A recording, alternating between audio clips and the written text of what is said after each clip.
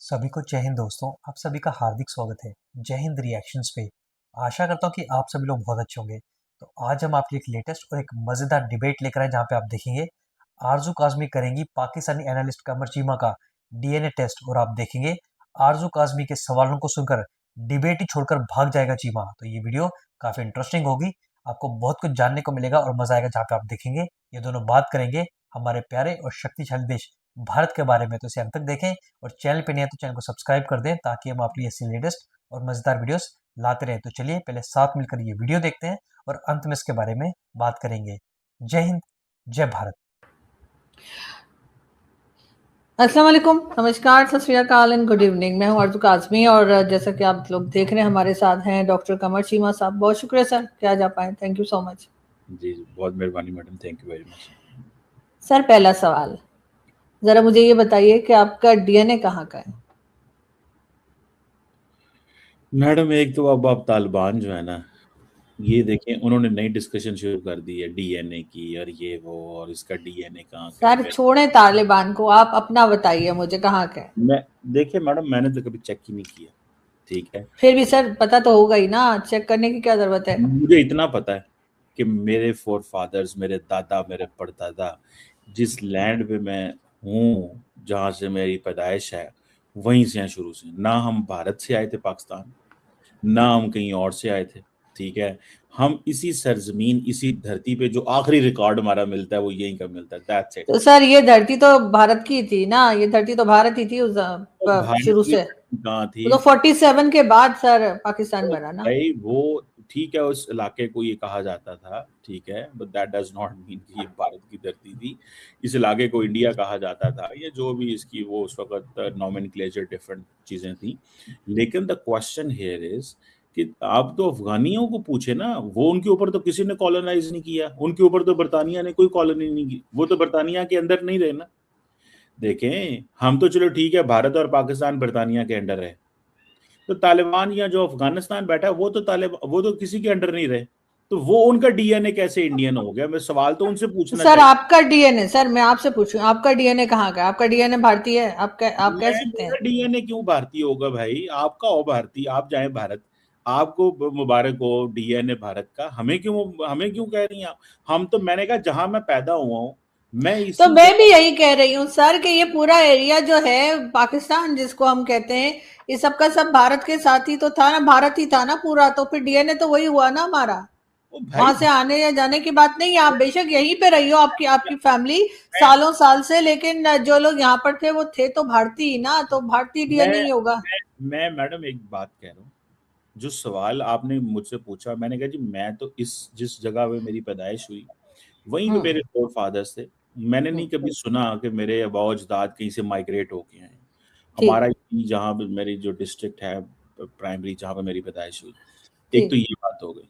लेकिन सवाल ये पैदा होता है कि अफगानिस्तान तो कभी इंडिया का हिस्सा नहीं रहा।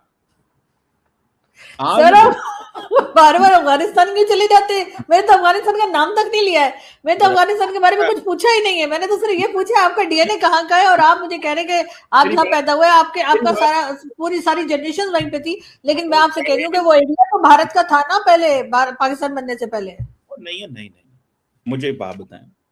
अफगानिस्तान तो कभी भी इंडिया का हिस्सा नहीं रहा, उसके ऊपर तो कभी बरतानिया ने हुकूमत नहीं की, तो उनका डीएन इंडियन कैसे हो गया? सवाल तो ये पूछना चाहिए। मैं तो इस इलाके का हूं, जहां मैं हूं, मैं यही का हूं ना। सर मेरा सवाल अफगानिस्तान अभी नहीं, आगे हो सकता है मैं कर लूं, लेकिन अभी मैंने सिर्फ ये पूछा है कि ये पूरा एरिया जो पाकिस्तान बना, जो अंग्रेज जाते हुए दे गए, तो आप वहां पे आप आपके सारी जनरेशन वहीं पे पैदा, मैं मानती हूँ कभी और कहीं नहीं थे आप लोग, लेकिन सर वो एरिया तो भारत के साथ ही था ना, तो उस लिहाज से आपका डीएनए क्या बनता है? भाई मुझे एक बात बताएं, मैं पैदा कब हुआ?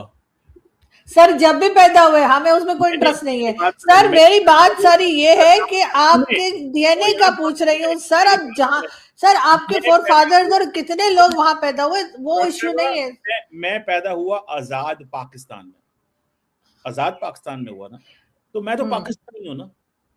मेरा डीएनए भी पाकिस्तानी है। मेरे से तो ये सवाल बनता ही नहीं है, जब मैं पैदा ही यहाँ पे हुआ हूँ। देखिए 14 अगस्त 1947 पाकिस्तान आजाद हो गया। मेरा डीएनए पाकिस्तानी है। मैं सर डीएनए तो पुराना चलता आ रहा होता है ना, पेरेंट्स के और ग्रैंड पेरेंट्स और उनसे पहले का। सर डीएनए अभी नया थोड़ी बनेगा। तो सर उस लिहाज से आपका डीएनए क्या है, मतलब तुर्क है, अरब है, हिंदुस्तानी है, सर वो होगा ना। मैं देखिए मेरी बात सुनो, मैं अपनी बात कर सकता हूँ। मेरा डीएनए पाकिस्तानी है। मैं 14 अगस्त 1947 के बाद पाकिस्तान बना, और हर वो पाकिस्तानी जो उसके बाद पैदा हुआ उसका डीएनए पाकिस्तानी। अब आपके बच्चों का, मेरे बच्चों का, आने वाले बच्चों का डीएनए पाकिस्तानी होगा ना, एक तो नहीं होएगा। अच्छा, अगर आप इस तरह बात शुरू करें तो फिर तो आप हजरत आदम पे चली जाएंगी। ओहो, आपका तो मतलब तो जहां सर अभी हसन निसार साहब जो है वो भी पाकिस्तान बनने के बाद ही पैदा हुए हैं, तो उन्होंने अपना डीएनए चेक कराया तो उनका तो पता नहीं तुर्क के क्या निकला। तो सर ये क्या बात हुई? वो उनको करने दे। वो हसन निसार साहब है, मैं कमर चीमा हूँ। कमर चीमे का जो डीएनए वो पाकिस्तानी, नहीं दैट्स इट। सर, आपसे पहले की जनरेशन का डीएनए क्या था, चले छोड़ वो दे तो इस ये बात को। कहते हैं ना कि पाकिस्तान बनने से पहले जो जनरेशन आपकी रही होगी, आपके जो बड़े बुजुर्ग रहे होंगे, उनका डीएनए क्या था? तो हो सकता है हम भी पता नहीं कोई कहाँ से निकलता, कोई कहाँ से निकलता कि क्या होता। लेकिन कोई कहता हम सऊदी अरब से आए हैं, कोई कहता हम ईरान से आए हैं। लेकिन जो जो एक देखें, जो एक विजिबल हिस्ट्री या मेमोरी हमारे सामने है, my DNA is Pakistani, simple, period. बहरहाल सर, आप अब इस चीज पे मैं आपसे क्या बहस करूं, लेकिन हाँ ये है कि मुझे ये बताइए कि अफगानिस्तान के साथ हमारे बहुत टेंशन चल रही है और अटैक्स भी चल रहे हैं, नए ऑपरेशंस को भी लॉन्च किया गया है। लेकिन साथ ही ये भी कहा जाता है हमारे यहाँ, क्या हमारी जो गवर्नमेंट है वो भी कहती है और जो मिलिट्री एस्टेब्लिशमेंट है वो भी कहती है कि सब कुछ के पीछे भारत का हाथ है। भारत जो है वो अफगानिस्तान के रास्ते हमारे यहाँ प्रॉक्सी वॉर लड़ रहा है। भारत जो है वो इन्वॉल्व है, जो पाकिस्तान में अफगानिस्तान से अटैक हो रहे हैं। तो सर हम बजाय इसके अपने से छोटी कंट्री, आप कह लीजिए या वैसे कुछ भी, अपने से कमजोर कंट्री जिसके पास ना तो न्यूक्लियर वेपन है, ना उनके पास कोई फौज है, ना उनके पास कोई मिसाइल्स या एयरक्राफ्ट है, उनकी तो एयरफोर्स तक नहीं है अफगानिस्तान की, उससे लड़ने के बजाय सर हम बहादुरी क्यों नहीं दिखाते? जब हम भारत का नाम ले रहे तो हम जाके भारत को क्यों नहीं अटैक कर देते? दरअसल अगर अगर आप जितना कुछ सियाना होता हुकूमत में तो ऐसे करते, लेकिन वहां हुकूमत में सियाने बंदे नहीं है, तो फिर ऐसे नहीं। लेकिन सर जब इंटरनेट का जमाना नहीं था और हमने 4 जंगें जो लड़ी थी सर, 48 में, 65 में, 71 में, तब तो यही कहा जाता है कि एक सेकेंड सर, सवाल तो पूरा होने दें। सर वो जो एयर मार्शल असगर खान साहब ने कहा था सारी जंगें पाकिस्तान ने शुरू की। सर जब से इंटरनेट और टीवी आ गए सर, अब आप जंगें शुरू ही नहीं करते सर। मेरी बात सुने, आपने कहा शकील चौधरी साहब का एक ही प्रॉब्लम है, सारी जंगें एयर मार्शल अरशद खान जड़ा ना, इस त्रीजा तोड़ को दूजा सोर्स ही कोई नहीं। एयर मार्शल अरशद खान, क्या नाम है, असगर खान, असगर खान साहब जो भी हैं। सवाल सीधा सा मैडम, पाकिस्तान क्या कह रहा है कि इंडिया पाकिस्तान को डिस्टेबलाइज करवा रहा है, ऐसे कह रहे हैं ना? यही मौकफ आपने बताया। तो सर हम अटैक अगर अफगानिस्तान पे कर सकते हैं तो भारत पे क्यों नहीं, जबकि कर तो सब भारत रहा, खामखा अफगानिस्तान में जाके अटैक कर रहे हैं, सुन तो टाइम सही, भी जाया कर रहे हैं। तो सही ना, ये पाकिस्तान कह रहे हैं ना, कह रहे इंडिया क्या रास्ता इख्तियार कर रहा है पाकिस्तान को डिस्टेबलाइज करने का? आप बताइए। आप बताएं ना डॉक्टर साहब, इंडिया पाकिस्तान को डिस्टेबलाइज करने का क्या रास्ता इख्तियार कर रहा है? सर हमारे यहाँ तो यही कहा जा रहा है ना कि अफगानिस्तान जो अटैक कर रहा है वो दरअसल भारत करवा रहा है। अगर हमें इतना पक्का यकीन है, मैं आपको एक लॉजिकल कंक्लूजन तक लेके जाना चाहता हूं। मैं चाहता हूं आपकी मदद से मैं चीजें करूं। मैं कह रहा हूं अगर इंडिया पाकिस्तान को डिस्टेबलाइज करवा रहा है तो कौन सा तरीका इस्तेमाल कर रहा है? सर आप बताइए। आप तो सर डिफेंस एक्सपर्ट भी है, मैंने कल देखा टीवी पे लिखा हुआ था। मैं तो देखिए मैडम, मुझे एक बात समझ नहीं आ रही। मैं कह रहा हूं, आपने कहा कि आप अफगानिस्तान पे हमला करते हैं, आप बेसिकली आपका आर्गुमेंट ये है कि आप इंडिया पे क्यों नहीं हमला करते, यही हाँ हाँ बिल्कुल। मैं कह रहा हूं कि इंडिया की क्या आर्मी पाकिस्तान पे हमला करती है या इंडिया किसी को इस्तेमाल करता है? सर ये तो हमारा क्लेम है ना कि इस्तेमाल करता है। अगर हमें ये भी पता है कि किसी और को इस्तेमाल कर रहा है, तब भी हम जाकर सर, हमें तो उसी को पकड़ना चाहिए ना जो मेन रीजन है जो इस लड़ाई का या टेंशन का। मैं डॉक्टर साहब, मैं आपसे आप दरअसल नहीं सर, आप मुझे सिर्फ ये बताइए कि अगर भारत ये सब कुछ करवा रहा है और हमें पता भी है, तो हम भारत पे जाके अटैक क्यों नहीं कर रहे हैं?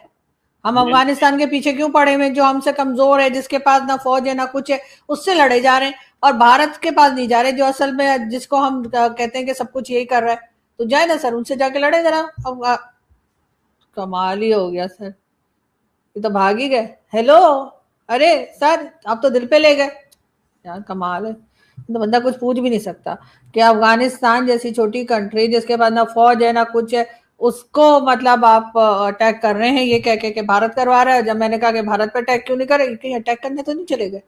मुझे लगता है चीमा साहब अपने हथियार लेने गए हैं और फिर ये जाएंगे अमेरिका से डायरेक्ट फ्लाइट वहां दिल्ली में मोदी जी के घर के बाहर जहाज पार्क करेंगे। जहाज भी पार्क ही होते हैं ना, जहाज पार्क करेंगे और उसके बाद जो है वो ढिशुम ढिशुम लड़ाई शुरू हो जाएगी वहीं से। मेरे ख्याल है चीमा साहब चले गए। अरे शो तो कंप्लीट करा लेते हैं, मतलब बीच में क्यों चले गए। हेलो चीमा साहब, हेलो। अब मैं क्या करूं भाई, अब मुझे लगता है माइंड कर गए। कोई बात नहीं, बड़े बड़े देशों में ऐसी छोटी छोटी बातें होती रहती, लेकिन मैं बोलती रहूंगी। दोस्तों शायद ही दुनिया में आपने चीमा से बड़ा कोई जाहिल इंसान देखा होगा जो अपने डीएनए को मानने से भी मना कर दे। अबे 1947 में तुम्हारा देश अलग हुआ था, तेरे बाप दादाओं का डीएनए थोड़ी बदल गया। आपने देखा जैसे ही डीएनए की बात हुई तो चीमा अफगानिस्तान और तालिबान पे चला गया। तो चीमा को उसके बाप के बारे में सवाल पूछो तो चीमा पड़ोसियों का जवाब देता होगा। बाकी आशा करता हूँ कि जिस तरीके से आरजू काजमी ने चीमा को मुंह तोड़ जवाब दिया, इससे तीखे सवाल पूछे और इसका पजामा उतारा, वो देखकर आपको काफी मजा आएगा। तो वीडियो अगर आपको पसंद आई है इसे लाइक और शेयर जरूर करें और अपने विचार हमें कमेंट सेक्शन में लिखकर जरूर बताएं। और एक बार फिर चैनल पे नए हैं तो चैनल को सब्सक्राइब कर दें। तो चलिए फिर मिलेंगे ऐसी किसी लेटेस्ट और इंटरेस्टिंग डिबेट में, तब तक अपना ध्यान रखिए। जय हिंद, जय भारत।